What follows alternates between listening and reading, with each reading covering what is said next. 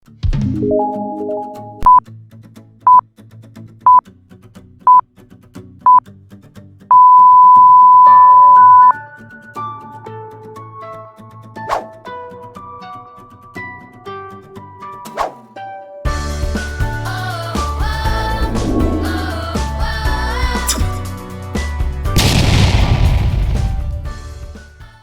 day everyone.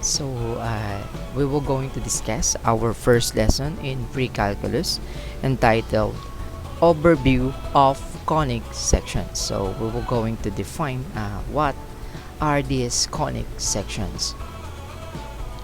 But before that, I am Mr. Mario S. Aquino Jr., your senior high school teacher in Arellano University, Jose Rizal campus. So I will be your pre-calculus teacher or your subject teacher in pre-calculus. So before we go to our main lesson, let's discuss our objectives. So in the end of the lesson, you will be able to differentiate non-degenerate conics and degenerate conic. And second, you will be able to illustrate different types of conic sections and how they are formed. Third one, you will be able to identify structures that uses any non-degenerate conics or non-degenerated conics. So before we discuss those types of conic sections, first we're going to define what is a conic sections. So the definition of conic sections, it is the intersection of a plane and a double-napped cone, which is used in the study of analytic geometry. So conic sections again is the intersection of a double-napped cone. The double-napped cone is the pinkish figure here in the screen, and the our plane here is the transparent rectangle, which are moved to form figures on their intersection together with the double-napped cone. So it forms different figures. So there are four main types of conic sections that we will going to discuss, and these four main types are called non-degenerated conics. So let's discuss that. First, the first main type of the conic sections that is being used in analytic geometry is the circle. So how circles are formed when the plane intersect the double-napped cone? So circles are formed when the plane slice or cut the double-napped cone horizontally, or it is parallel to the base of the cone. The plane is parallel to the base of the cone. So remember that this bottom below here is the base of our cone, and as we can see, the plane goes up and down, and it is parallel to the base of the cone. So if the plane intersect our double-napped cone horizontally, it is formed a circle. And remember, in our previous lesson back in elementary and high school, we already know the parts of the circle. So first, circle has its center. Center, it is a fixed point that are equidistant to every point on the circle. Second is the radius. Radius, it is a line segment joining the center and another point on the circle. And the third is diameter. It is a line segment joining 2 points on the circle and its center as midpoint. Application of circles are being used by many people without knowing it. It is used in many structures like Ferris wheel that we always see in carnivals. And also in some building, they use concepts of circles in their designs. It is used not only in structures but also used in different things like clocks and in our food like pizza. These are few examples of circles we see in our everyday living.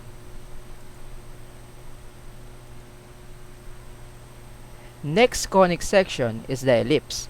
Ellipses are formed when the plane slice or cut the double-napped cone diagonally, or the plane is not parallel to the base of the cone. Like circles, ellipses also have its parts. The blue line segment you see is the longer diameter of the ellipse, and it is called the major axis, and while the red line segment is the shortest diameter of the ellipse, and it is called the minor axis of the ellipse. Like circles, ellipses also has its center, but unlike in circle, ellipse has vertices and foci, and these parts is very important in forming the equation and the graph of an ellipse. And as we go deeper in our next lesson, we will be going to discuss every part of it and understand how these parts will help us understand the concept of an ellipse. So let's go through the application of ellipses. So ellipse in real life situation or real life objects. So ellipse or the concept of ellipse are being used in different fields like astronomy. And one of the best example of an ellipse is the orbit of our planetary systems. Engineers also use the concepts of ellipse in different structures, and some of them use it in their designs. A rugby ball is also an example of an ellipse because of its oval shape. And these are a few examples of ellipse we see in our daily life. The third main conic section we will discuss is the parabola. And parabola are formed when the plane cut the double-napped cone diagonally, and it is parallel to the inclined height of the double-napped cone. Unlike an ellipse, parabola have one vertex and one focus only. And it has no center, but it has axis of symmetry which divides the parabola into two halves. It also has a latus rectum. The latus rectum, it is a line segment joining the focus as its midpoint. And the last is the line of directrix, where the distance of this line from the vertex is equal to the distance of the focus from the vertex. And knowing all these parts will help us form the standard equation of a parabola and also help us construct its graph. And now let's go to the application of a parabola. Parabola in real life situation and applications. Application of parabola are being used in different structures like bridges and different famous structures all over the world. It is also used in satellite discs and flashlights. And in physics, the concept of parabola are used in different topics like projectile motion. And this example are few examples of parabola in real life situations and real life objects. The last main conic section we will discuss is the hyperbola. Hyperbola are formed when the plane cut the double-napped cone vertically and it is perpendicular to the base of the double-napped cone. Hyperbola also have its parts. Like an ellipse, it has center, vertices, and foci. But unlike other conic sections, hyperbola's parts are much complicated than the others. It has two axes, the transverse axis where the vertices and foci are located, and the other one is called the conjugate axis where its endpoints are called the covertices. For us to graph the hyperbola, we need first to construct the auxiliary box and the asymptotes of the hyperbola. In some reference, I read that they use fundamental box instead of word or the phrase auxiliary box. But it is similar. It is the same. Auxiliary box and fundamental box is the same. When we are done constructing the auxiliary box and the asymptotes, that's the time we can construct its branches or the branches of the hyperbola. So it is very important to understand and know every part of the hyperbola for us to understand how equations are formed and also how to construct its graph. And next is the hyperbola in real life. Application of hyperbola are being used in different structures like towers and power plants. In physics, concepts of hyperbola used in the application to the theory of relativity. And it is also used in many fields like engineering and astronomy. And these are a few examples of hyperbola in real life situations. So let's go now to the two types of conic sections. There are two types of conic sections. First is the degenerate conics and the non-degenerate conics.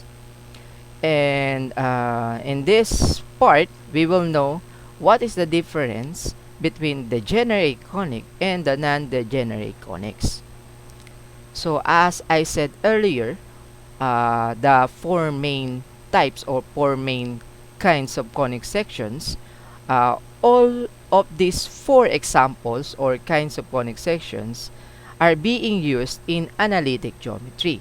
And these four examples are called non-degenerate conics: the circle, ellipse, parabola, and hyperbola. But again, there are two types of conic sections, and the other one is the degenerate conics. What are degenerate conics? And what is the difference of degenerate to non-degenerate conics? So, the non-degenerate conics, like I said earlier, are the circle, ellipse, parabola, and hyperbola. Degenerate, like non-degenerate conics, which is the circle, ellipse, parabola, and hyperbola, degenerate conics are formed when the plane intersects the double-napped cone. But in degenerate conics, they are formed when the plane intersects the vertex or the apex of the double-napped cone. For a non-degenerate conic to form, the vertex or the apex should not intersect when the plane cuts or slices the double-napped cone. And these are the three examples of degenerate conics. First is called point.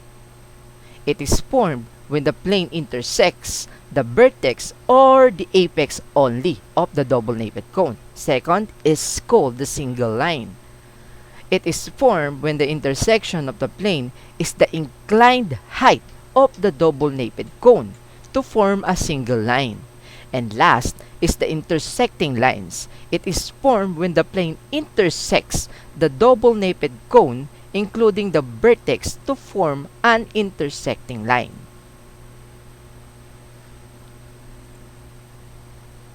And to end this lesson, for our generalization, conic sections are formed when the plane intersects the double-napped cone.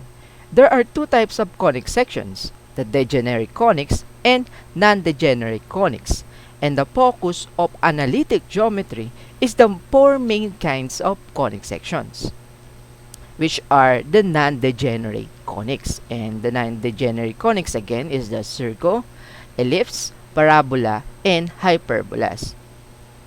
We also know the difference between degenerate and non-degenerate conics, that for a degenerate conic to form, the plane should intersect the vertex or the apex of the double-napped cone. And that's all for today. Thank you for listening. For our next lesson, we will going to define the standard equation of a circle. Again, thank you and see you on our next video lesson.